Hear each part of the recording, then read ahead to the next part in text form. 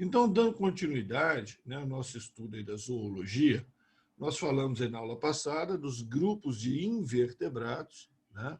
E agora, então, nós vamos falar do grupo que contém os vertebrados, que é o filo dos cordados, tá certo? Agora, é importante lembrar, tá? É importante observar que nem todos os representantes do filo dos cordados são vertebrados, tá? Porque um vertebrado é um animal que tem coluna vertebral. E alguns representantes do filo dos cordados não têm coluna vertebral, que é o caso desse bichinho que está aí, né? Que é o anfioxo, o anfioxo, né? Branquiostoma lanceolatum, para não deixar nenhuma dúvida, né?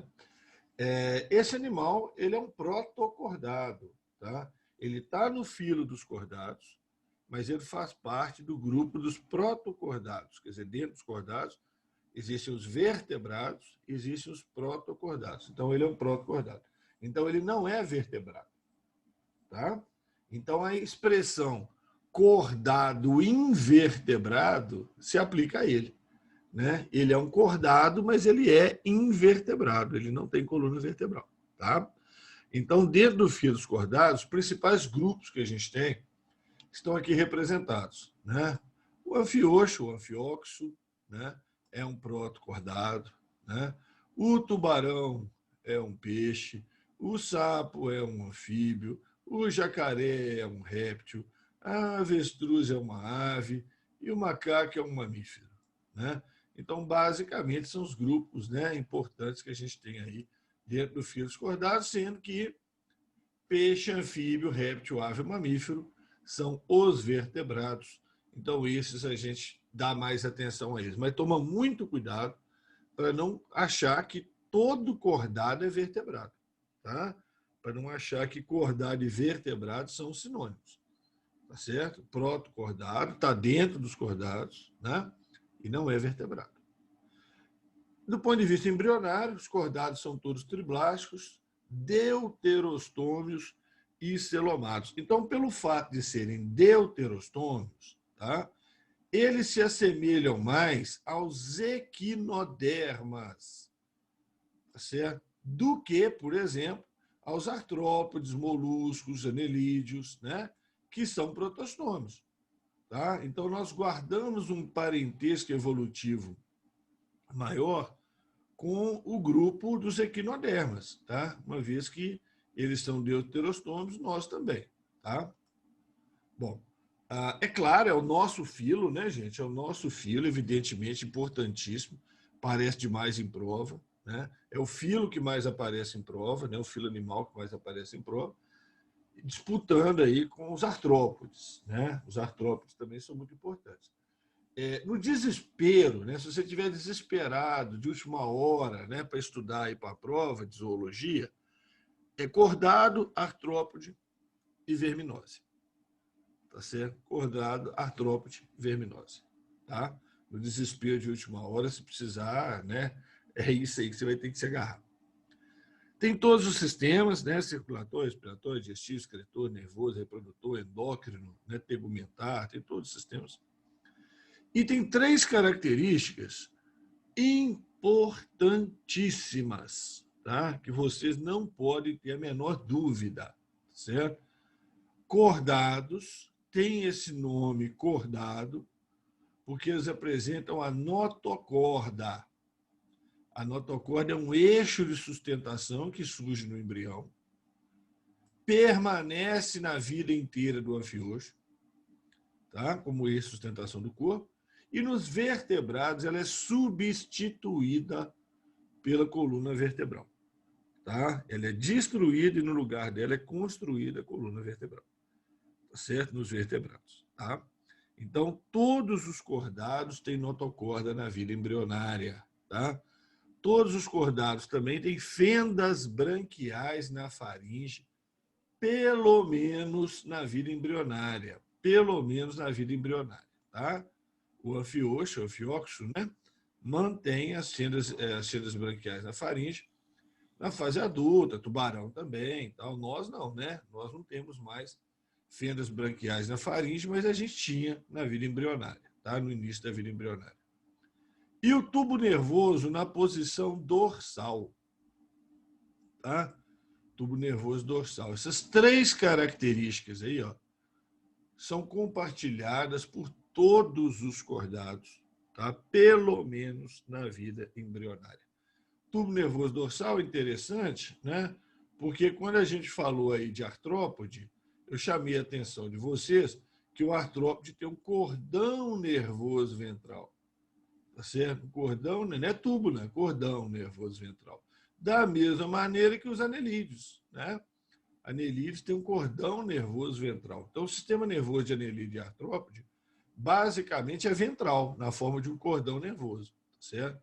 Agora, o sistema nervoso de cordado, então, é o tubo nervoso dorsal, né?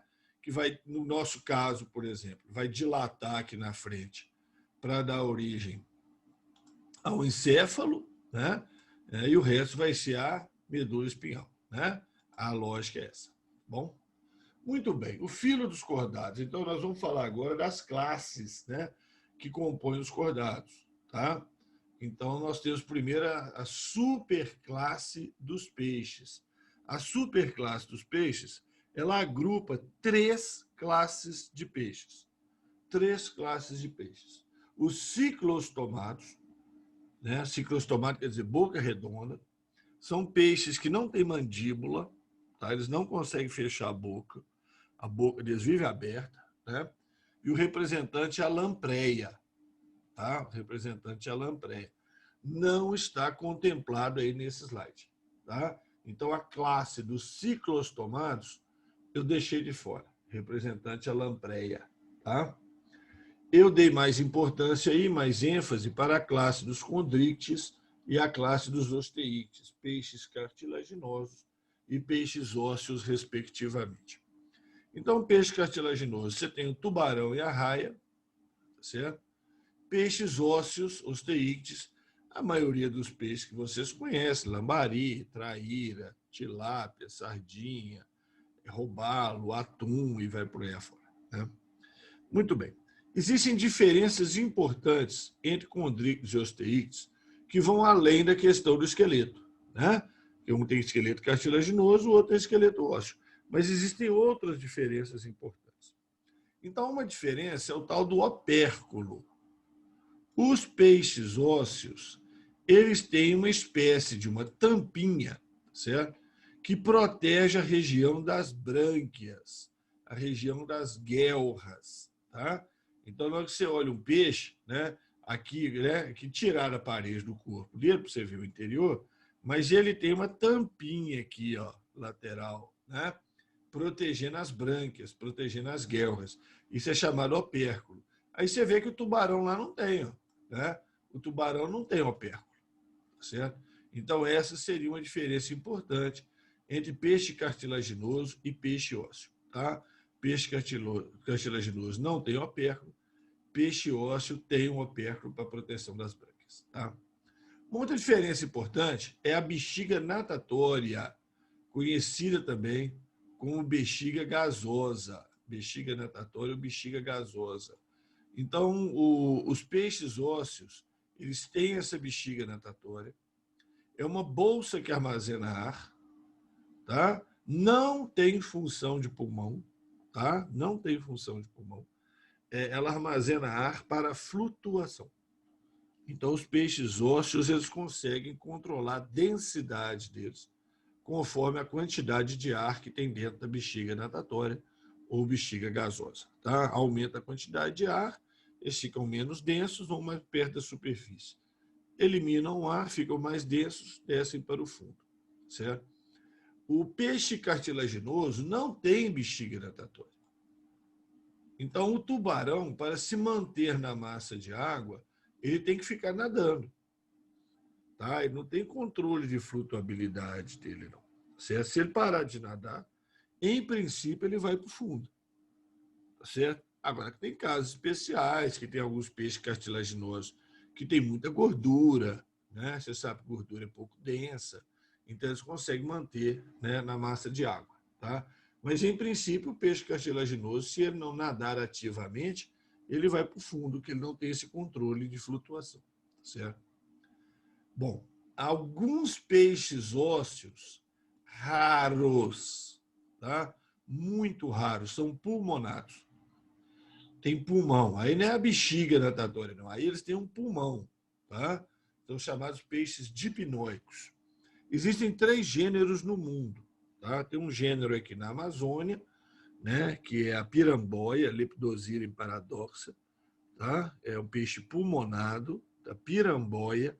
Não confunda com pirarucu. Pirarucu ele vem na superfície respirar, mas ele não é pulmonado, tá? A respiração dele, ele engole ar, tá certo? E o ar que fica na boca e na faringe dele consegue atravessar a parede ali e passar para o sangue, coisa que sapo também faz, né? Chama respiração bucofaríngea. Mas o pirarucu não é pulmonado, tá? Ele não é pulmonado. A piramboia é, tá? Então é um peixe pulmonado. Então existe aqui no Brasil, né, a piramboia, existe um outro na África, tá? E um outro na Austrália. Não coincidentemente, regiões, né, que estavam ligadas aí, formando o supercontinente de Gondwana, certo? Né? Você tinha aquela antes dessa deriva, né, dos continentes aí, esses 3 estavam ligados, tá? Então não é coincidência ter peixe pulmonado nessas 3 regiões, não, tá? Bom, peixe cartilaginoso basicamente é fecundação interna, tá? Fecundação interna. Eles têm órgãos que se assemelham ao pênis, tá? E que permitem, então, que o macho coloque os espermatozoides dentro da fêmea. Agora, os osteites não. Os osteites, em sua maioria, é fecundação externa. Tem várias exceções, tá? Mas, em sua maioria, fecundação é externa, tá bom? Bom, outras características, né? Os peixes cartilaginosos, eles têm uma estrutura dentro do intestino, parece um parafuso. Se vocês já viram moedor de carne, aquela peça que parece um parafuso que tem dentro do moedor de carne, é isso aí, é a válvula espiral, muito parecida com isso aí. Tá? É uma dobra da parede do intestino para aumentar a superfície de absorção de alimento. Isso é mais importante nas espécies carnívoras. Tá? Então, está um tubarão branco aí, ó, esse é um tubarão branco, tá? Uma espécie carnívora. Tá? Espécies carnívoras, gente, qualquer ser vivo, tá? Uma espécie carnívora, em geral, o estômago é grande e o intestino proporcionalmente pequeno. É claro que não é tão pequenininho assim, mas é pequeno em relação ao tamanho do estômago. Tá? Então, todos os carnívoros eles têm um estômago maior, porque você sabe que o estômago é onde ocorre a maior parte da digestão de proteína, né? Pelo menos o início da digestão da proteína é no estômago. E aí você tem o estômago grande, não cabe um intestino grande. Né? Então, o intestino é menor. Então, para compensar o tamanho menor do intestino, existe essa válvula espiral para aumentar a superfície de absorção de alimento, que é uma das funções do intestino. Tá? Então, o peixe cartilaginoso tem essa estrutura, válvula espiral. Com relação aos peixes ossos, tem uma última observação ali. A maioria tem escamas, alguns são chamados peixes de couro, né? Aí não tem escama, que é o caso dos bagres, mandis, né? Aí eles não têm escama. Tubarão tem escama, Ramon? Tem, tubarão tem escama, tá? Tubarão tem escamas, são escamas chamadas escamas placoides. Elas é como se fosse azulejo da parede, uma do lado da outra, não é uma por cima da outra, não. Né? A maioria dos peixes ósseos, uma escama ela passa por cima da outra escama, né? Igual telha no telhado. A gente fala que elas são imbricadas. No tubarão, não. Peixe cartilaginoso, não. Elas são uma do lado da outra, o que dá a impressão de não ter escama. Tá? Dá a impressão que aquele é um couro, que não tem escama, mas tem escama sim. Tá? Bom, gente, importantíssimo, mas importantíssimo, é sistema circulatório. Tá? Importantíssimo é sistema circulatório. Então, o coração dos peixes é um coração bicavitário. São 2 cavidades. Um átrio, tá certo? E um ventrículo. Tá certo? Um átrio e um ventrículo. São 2 cavidades. Tá? Ô, Ramon, mas eu estou vendo 4 cavidades. Eu estou vendo essa aqui, essa aqui, essa aqui, essa outra. Eu estou vendo 4 cavidades. Essa primeira aqui chama seio venoso. Essa última chama bulbo arterial. Elas são dilatações das veias que estão chegando ao coração e dilatação da artéria que está saindo. Elas não têm capacidade de contração. Elas não têm capacidade de contração. Tá? E o que é o coração? O que é o coração, em Lucas Teles? O coração é um vaso sanguíneo modificado, né? Que tem capacidade de contrair e empurrar o sangue. Né? É um vaso sanguíneo modificado que tem capacidade de contrair e empurrar o sangue. Então, essa região aqui não tem o tecido muscular cardíaco, essa aqui também não. Só o átrio e o ventrículo, tá certo? Só o átrio e o ventrículo, tá? Então, aqui é que está o coração, um átrio e um ventrículo. Chega sangue venoso, tá? Pobre em oxigênio, passa para o ventrículo contrai e o sangue venoso sai pela artéria. Tá? Bom, circulação fechada, o que quer dizer isso? O sangue está o tempo todo dentro de vaso sanguíneo. O sangue está o tempo todo dentro de vaso sanguíneo, circulação fechada. Tá? Simples, só passa um tipo de sangue no coração. Completa, não tem mistura de sangue. Tá? Então, circulação fechada é aquela que tem capilar, que o sangue fica o tempo todo dentro de vaso sanguíneo. Simples, só passa um tipo de sangue, no caso, sangue venoso, tá certo? E completa, porque não tem mistura de sangue no coração. Claro, só passa sangue venoso, não tem mistura, tá? E um detalhe importante, olha aqui, ó, olha um detalhe importante. O coração do peixe está aqui, ó, esse triângulo aqui, ó. Aqui é o coração do peixe. Ele bombeia o sangue direto para a brânquia, onde o sangue é oxigenado. E aí ele vai para o corpo, nutre o corpo inteiro e volta venoso para o coração.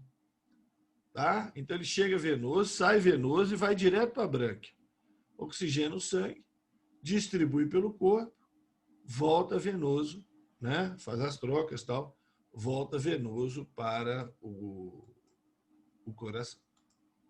Beleza? Põe vermelhinho aqui, tá até bonitinho, deixa ele vermelhinho aí, bonitinho. Certo? Bom, a Steph perguntou aqui, Ramon, escama no peixe é para proteção ou outra coisa? Olha, Stephanie, do ponto de vista do peixe, tá certo? Basicamente, a escama é um revestimento de proteção. Tá certo? Basicamente, ela é um revestimento de proteção. Tá? Ela pode conter algumas secreções, tá? Nas escamas, ela pode ter algumas secreções associadas às escamas que têm uma função de proteção em outro sentido, certo? De dificultar, por exemplo, proliferação de micro-organismos na pele, tá? Doenças fúngicas, bacterianas, coisas desse tipo. E, às vezes, também para um predador, né? Para um predador, para um animal que for comer um peixe inteiro, tá? Essas substâncias também podem ter gosto desagradável, provocar algumas reações desse tipo, etc. Tá? Então, substâncias presentes nas escamas. Mas, basicamente, a função é de proteção, sim. Tá? Basicamente. Muito bem, então, peixe é isso. Tá? Existe peixe cartilaginoso, peixe ósseo, tem algumas diferenças importantes entre eles. Eu chamo mais atenção aí para a bexiga natatória e o opérculo, tá? Com diferenças mais importantes aí, claro, além do esqueleto ósseo e cartilaginoso, óbvio. Né? Bom, então os peixes, né, os ciclostomados, condrictes e osteíques, estão na superclasse dos peixes. E os outros, né, os outros vertebrados, estão na superclasse dos tetrápodes. Gente, cuidado com a palavra tetrápodo, porque tetrápodo quer dizer 4 pernas. Tá? Agora, não quer dizer que todos os animais que são do grupo dos tetrápodos tenham atualmente 4 pernas. Tá? Eles formam um grupo. Tetrápodo é o nome de um grupo, não é o nome de uma característica. Tá? É o nome de um grupo. Tá certo? Eles formam um grupo que os ancestrais tinham 4 pernas. Agora, alguns perderam essas pernas aí durante a evolução. São do grupo dos tetrápodos. Quer dizer, eu não vou pegar uma cobra, que é do grupo dos tetrápodos, é um réptil, ou uma cobra cega, que está aqui do lado, que é um anfíbio, e vou falar que ela tem 4 pernas. Não, ela pertence ao grupo dos tetrápodos, mas ela não tem 4 pernas. Tá? O ancestral dela tinha 4 pernas. Tá? E ela não tem mais. Certo? Então, a primeira classe dentro da superclasse dos tetrápodos é a classe dos anfíbios. E os anfíbios se dividem em 3 ordens: os anuros, os urodelos e os gimnofionos. Tá? Então, os anuros são sapo, rã e perereca. Né? Tá uma pererequinha azul aí, né? Aí o pessoal chama de sapinho, chama de rã, chama de tudo. Né? Mas é uma perereca, né? Da Amazônia, né? da região da Amazônia. São os ilobatídeos, né? São os anfíbios conhecidos como ilobatídeos. Alguns têm veneno até poderoso na pele deles. Então, os índios, alguns desses aí, não é esse especificamente, não, mas alguns desses aí, os índios passam veneno em ponta de flecha, né? Para atordoar, matar a caça. Salamandra, esse segundo aqui, eu escolhi a salamandra albina, que é o chamado axolotl, né? Escreve com X, axolotl, né? TLE no final. O axolotl é uma salamandra albina aquática, certo? Todas as salamandras estão associadas com a água, todas estão associadas com a água, ou estão dentro d'água, ou em ambiente bastante úmido, tá? Mas o axolotl é muito interessante porque ele tem brânquias externas. Então, essas brânquias externas aí são muito interessantes. A América Central, esse bichinho aí, tá? Aliás, a América Central é onde você tem mais salamandra no mundo, certo? América Central. A Amazônia, se eu não estou enganado, tem um gênero só. E os gimnofiones são as chamadas cobras cegas, né? Então, tá aqui um. Não é cobra, é um anfíbio, não é cega também não. Ela tem um olho bastante reduzido, uma péssima visão, mas não é cega, tá?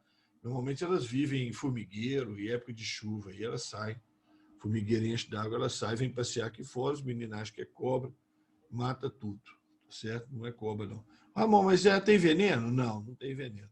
Mas ela causa algum problema para a gente? Gente, bichos, de uma maneira geral, se você mexer com eles, mordem, né? Tá? Eles mordem. Então, algumas cobras cegas dessas aí podem ter 30, 40 centímetros, certo? E uma mordida delas aí pode ser dolorosa, tá? Bom, mas nada além disso. Não tem veneno, não tem nada disso não. A maioria dos anfíbios, né, tem fecundação externa, passa então por uma fase larval que é o girino, certo?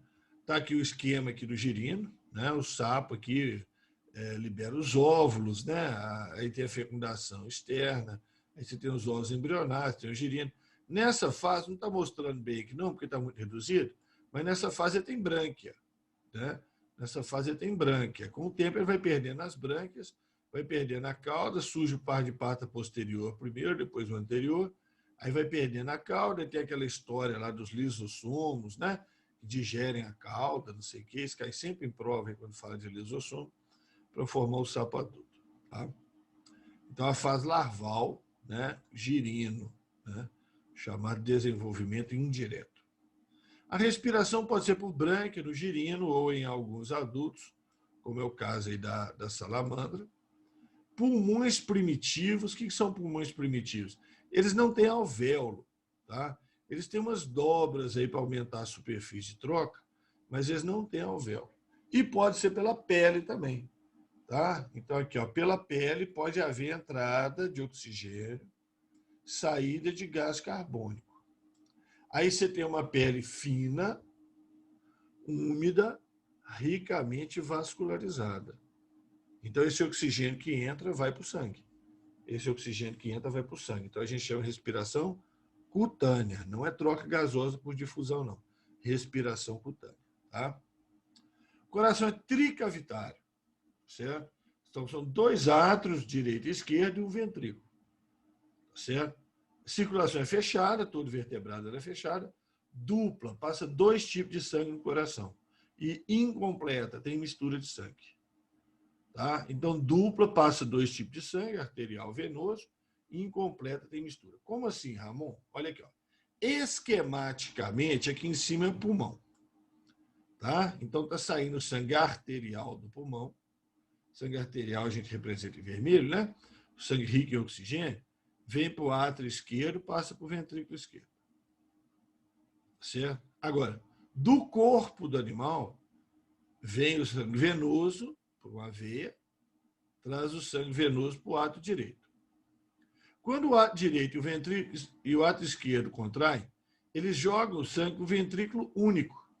E aí tem uma mistura de sangue. Está vendo que ele representou aqui nem azul, nem vermelho? Né? Então, esse sangue misturado, parte dele vai para o pulmão, oxigena, parte dele vai para o pulmão, oxigena, volta arterial pelo átrio esquerdo, e a parte que vai para o corpo tem oxigênio, né? Nutre o corpo, fornece oxigênio e volta totalmente venoso para o átrio direito. Tá? Então, essa representação aqui, gente, esse aqui é didático só, né? Não é que um pulmão é venoso, outro é arterial, não é isso não. É que ao passar pelo pulmão, ele oxigena, e ao passar pelo corpo, ele perde oxigênio. Né? Então, ficar achando que o sapo, metade dele é arterial, metade é venoso, não é assim não. Né? Mas então é isso. Átrio, 2 átrios, um manda sangue venoso, outro manda sangue arterial, mistura de sangue no ventrículo. Essa mistura também não é mistura 100%, não, tá? Não dá nem tempo, não. A maior parte do sangue arterial realmente vem para o corpo, a maior parte do sangue venoso realmente vai para o pulmão. Mas tem uma mistura de sangue, né, no ventrículo esquerdo, no ventrículo único, desculpa. Os répteis são divididos em 3 grupos principais, que são os escamados, que são os lagartos, né, os lacertídeos, os ofídeos, que são as cobras, tá? Quelônios, que são as tartarugas, cágados e jabutis. Tartaruga é o nome que a gente dá para o quelônio de água salgada, cágado de água doce e jabuti terrestre. E temos os crocodilianos, né? Crocodilo e jacaré. Aqui do lado, gente, só para informação de vocês, a diferença entre um crocodilo e um jacaré. Tá? Quando eles estão com a boca fechada, os dentes são mais visíveis no crocodilo que no jacaré. Tá? Na verdade, a diferença fundamental é esse dente aqui, ó, o 4º dente inferior. Tá? O 4º dente inferior. Começa a contar aqui no meio. Tá? Então, ela começa a contar aqui, ó, 1º dente, 2º dente, 3º dente, 4º dente. Tá? Então, esse 4º dente aí, ó, ele é saliente para fora, tá vendo? Ele fica para fora. Ele tem uma depressão ali onde ele encaixa. Tá certo? No jacaré até existe uma coisa parecida com essa depressão, mas não, ele não encaixa ali, tá vendo? No jacaré não acontece isso. Tá? Os dentes que você vê no jacaré, os dentes mais visíveis que você vê no jacaré, todos estão descendo, tá vendo? Todos estão descendo. No crocodilo também, tem vários dentes aí descendo, bem visíveis. Mas tem este aqui subindo, né, que é a grande diferença aí de crocodilo e jacaré. Tá? Bom, de qualquer maneira, se você vê um, você sai correndo. Tá? Você não vai ficar olhando o dente dele, pedir para abrir a boca, botar a cabeça lá dentro para ver se é crocodilo e jacaré, não. Né? É igual cobra, né? Está na dúvida se é peçonhento ou não peçonhento, você sai correndo, depois você pesquisa na internet. Tá? Bom, o que mais se pergunta sobre répteis diz respeito à conquista definitiva do ambiente terrestre, tá? Que é principalmente por causa da fecundação interna. Tá? Fecundação interna. Eles não dependem mais da água para a reprodução. Tá certo? Apesar da fecundação ser interna, a maioria bota ovo e o desenvolvimento é externo. Alguns têm desenvolvimento interno. O ovo desenvolve dentro do corpo deles. São chamados de ovovivíparos. Certo? mas a maioria é ovípara, a maioria bota ovo e o embrião desenvolve fora do corpo.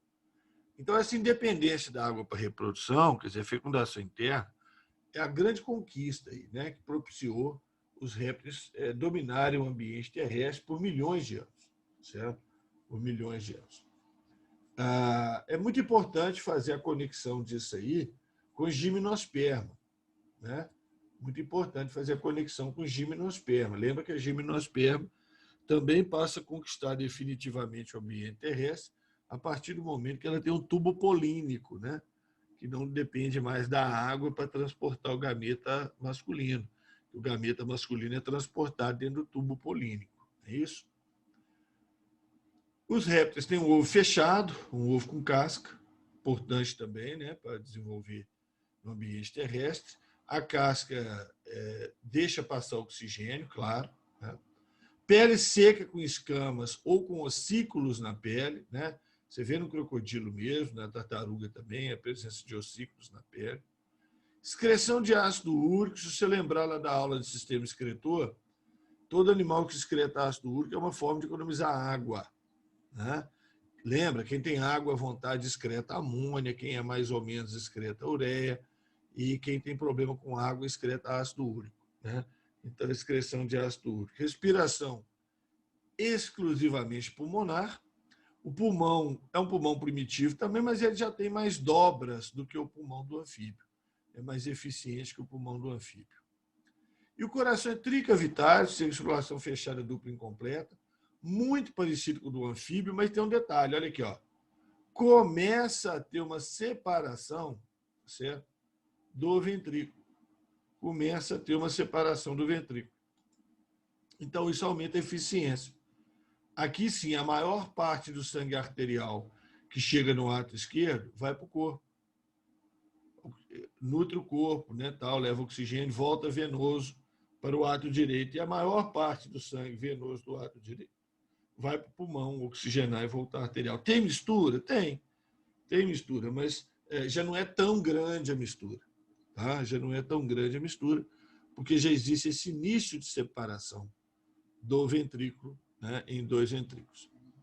Essa separação vai se completar nos répteis crocodilianos. Então, cuidado, hein? Aqui tem uma informação, hein? Réptil crocodiliano, crocodilo, jacaré, alligator, essas coisas aí, eles têm coração com 4 cavidades, semelhante ao das aves e ao nosso, tá? Então, a circulação dele vai ser fechada, dupla, completa. Aí eu vou explicar ave e mamífero, vocês vão ver como é que é essa circulação, tá? Aqui é fechada, tem capilares, dupla, passa 2 tipos de sangue no coração, incompleta, tem mistura de sangue, certo? Classe das aves. Pô, as aves são consideradas os dinossauros atuais, né? Eu acho que eu já comentei com vocês, mas se eu não comentei, comento agora. Há uma tendência, né, que a classe das aves seja absorvida pela classe dos répteis, né? Que deixe de existir a classe das aves, que elas passem a ser consideradas uma ordem ou subclasse de répteis. Tá? Há uma tendência de classificá-las agora dentro de répteis. Mas por que não estão fazendo isso aí? Porque vai dar uma porrinhação danada. Nossa Senhora, vai dar 10 anos de comentário. Vai ser igual Plutão, né? Quando deixou de ser planeta para virar planeta anão. Uma coisa que eu nunca entendi. Não deixou de ser planeta, né? Afinal de contas, planeta anão é planeta, né? Ué, é a mesma coisa que falar que o anão não é um ser humano porque ele é pequeno. Né? Ele é anão, ele é um ser humano do mesmo jeito. O planeta anão é um planeta do mesmo jeito. Mas aí o pessoal está evitando, né, de comentar demais isso, de deixar um momento mais propício. Né? O pessoal está muito preocupado com outras coisas. Se eu for falar que ave agora não existe mais, vai chamar de réptil. Aí o pessoal vai falar assim, pô, 2020 não faltava mais nada, né? Só faltava essa mesmo, voltaram os dinossauros. Né? Então, é isso. Então, várias ordens de aves, tá? Passeriformes é passarinho, apodiforme é o beija-flor, tá aí embaixo. Esfericiforme é o pinguim. Pinguim é ave, hein, gente? Bota ovo, tem pena, hein? E não voa, não é toda ave que voa, não, né, gente? Avestruz não voa, não. Imagina se avestruz voasse, que desastre que ia ser. Né? Então, tem várias ordens de aves aí e tal, né? Agora, a ave é um grupo muito homogêneo, tá? Todas têm fecundação interna, desenvolvimento externo dentro do ovo, o ovo com casca, né? Pele coberta de penas, tem uma única glândula que chama glândula uropigiana, produz um óleo que é usado para impermeabilizar as penas. Essa glândula uropigiana é muito desenvolvida em aves aquáticas. Então, esse pato aqui, ó, com o bico dele, está cutucando a glândula uropigiana. A glândula uropigiana fica aqui no foreves dele, ó, certo? Vai das penas ali. Então, ele cutuca ali com o bico e espalha o óleo nas penas para impermeabilizar as penas, tá? Isso é muito importante em aves aquáticas, como o pato, ganso, marreco, o pinguim, tá? Extremamente importante, porque as penas impermeáveis, ele não entra em contato com a água gelada do mar. Então, ele nadando, né? Quando o pinguim está debaixo d'água, em regiões geladas, né? Então, aquela água do mar não atravessa as penas, não encosta na pele. Aliás, esse é o problema quando tem desastre ambiental, derramamento de petróleo, que o óleo desorganiza isso aí tudo, perde essa barreira, e aí a água entra em contato com a pele da ave e ela morre. Também são excretores de ácido úrico, né, como forma de economia de água, afinal de contas, desenvolver num ovo fechado, né, um ovo com casca. Respiração pulmonar, apresentando sacos aéreos e pulmões muito eficientes. Como é que é isso?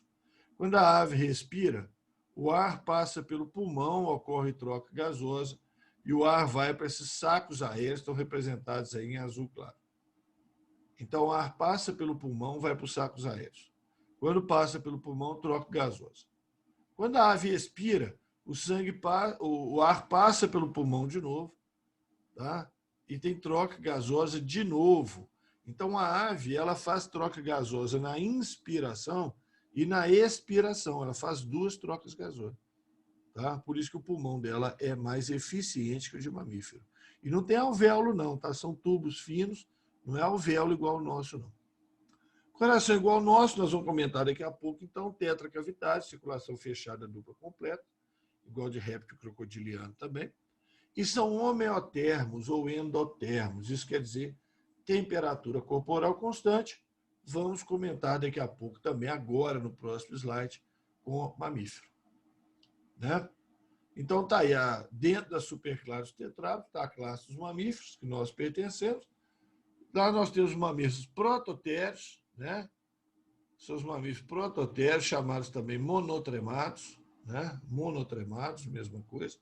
São os mamíferos que botam ovo, como é o caso da ecdna e do ornitorrinco, que estão na imagem aí, ó, são lá da Austrália. Né? O ornitorrinco é mais famoso, a ecdna é prima dele. Tá? Os mamíferos metatérios ou marsupiais, que são aqueles com completo desenvolvimento dentro de uma bolsa, né? Marsúpio. O famosão é o canguru, mas também o koala, e o primo pobre deles aqui da América, que é o gambá. Né? O gambá é um marsupial também. Tá? E os eutérios ou placentários, que aí é a maioria, né, dos mamíferos que vocês conhecem, os primatas, né, que nós pertencemos, juntamente com nossos primos aí, macacos, chimpanzés, gorila, orangotango, etc. A ordem dos carnívoros, a ordem dos carnívoros, tá? É o nome da ordem, certo? Lá está os felinos, né? Gato, onça, tigre, leão, leopardo, os canídeos, cachorro, lobo, raposa, tá? Urso, está tudo dentro da ordem dos carnívoros. Quirópteros são os morcegos, roedores, rato, camundongo, capivara, né? Cetáceo, baleia, boto, golfinho. Então, tem um monte de ordens aí de mamíferos placentários. Né? O que mais tem é mamífero placentário, de mamífero. Né? Fecundação interna, né? Desenvolvimento interno na maioria, exceto, né? Os monotremados que botam ovo. Os marsupiais terminam o desenvolvimento na bolsa, né? Que é o marsúpio. Nós temos pele com pelos, numerosas glândulas, tá? Numerosas glândulas, respiramos por pulmão, mesmo os mamíferos aquáticos, como baleia, boto, golfinho. Né? Aliás, esse é o problema deles, eles têm que vir na superfície para respirar, e aí são arpoados e tal, o negócio fica feio para o lado deles. Apresentam o músculo diafragma, separando as cavidades torácica e abdominal, só mamífero tem isso. E está o esquema aí do coração tetracavitário, nosso, das aves, dos répteis crocodilianos, né? Então aí é clássico, né? Do pulmão vem a veia pulmonar trazendo sangue arterial para o átrio esquerdo, passa para o ventrículo esquerdo, sai pela artéria aorta, vai para o corpo inteiro, nutre os tecidos, volta venoso pelas veias cava, vai para o átrio direito, ventrículo direito, veias pulmonares, vai para o pulmão venoso, lá sofre a troca gasosa de oxigenação, hematose, volta arterial para o átrio esquerdo, fechou a circulação. Não é isso? Bom, aves também é assim, répteis crocodilianos também é assim.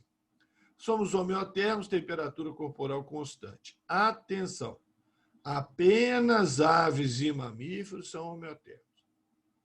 Entre todos os animais, todos os outros animais, peixe, anfíbio, réptil e os invertebrados, que o pessoal costuma esquecer dos invertebrados, e os invertebrados são pecilotermos, ectotermos. O que é isso?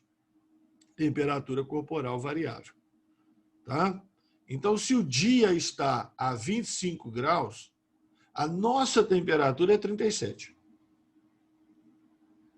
A do calango que está lá fora é 25. Ele segue a temperatura ambiente. Se o dia está a 30 graus, a nossa é 37, constante. Tá? O calango vai ser 30. Ele vai seguir a temperatura ambiente. Certo? Ok? Então é isso aí, tá? A respeito das características e dos grupos, né, de cordados, né? É isso aí, tá? Cuidado com esse negócio de homeotermo e pecilotermo, tá? Cuidado com isso aí. O pessoal ama perguntar isso aí em prova, tá? Hoje a tendência é falar homeotermo, endotermo, pecilotermo, ectotermo. Endo, porque o calor vem de dentro, né? A gente mantém nossa temperatura por ações internas. Pecilotermo, calor vem de fora, ecto. Certo? Então é isso aí. Estou salvando aqui o slide, estou paralisando aqui essa gravação.